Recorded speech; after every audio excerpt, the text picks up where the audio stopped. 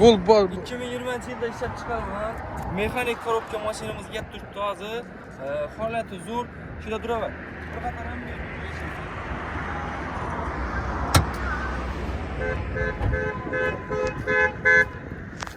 motorlardan ko'rsatib bo'ladi. Ko'raverasizda usitillar ham o'ziniki. Usitillar almashtiradi, kapot krelanlarni ko'rsatib bo'ladi. Klapani bir marta tuzilgan, metallari bor, obezlari bor, akkumulyatorlari toza, urgandan o'tibdi. Holati zo'r. Mashinamizda udar yo'q. Bir krenda bir kichkina fettosi bor, arqa krenda. Uni video davomida ko'rsatib o'tamiz. İçen taraflarından bir gösterelim. İçen taraflarından bir gösterelim.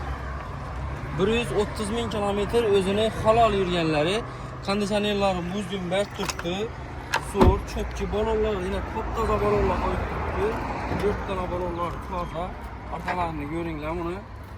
Arkaları hemen biri çöpçü bu taptaza koyup tuttu. Yine arka kapotlarından görüyoruz. Ummayı yazdırılmalı. Maşinin içerisinde udar yok. Halati zo'r. Maşinimiz narxına keladigan bo'lsak, mashinamizning narxi 125 milyon so'm aytamiz. Üstünde GS'de çok ketib zo'r bahada qaytib beramiz. 4-5 milyon so'm qaytib beraveramiz. Kelasizlar, yana qaranglar.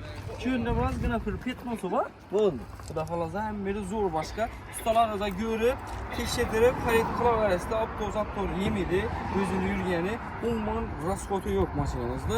Hammangizni baraka avtoda kutamiz, kelaverasizlar. Shunday mashinalarimiz ko'p. Pastdan nomer qoldiraman, bemalol bog'lanaverasizlar. Rahmat.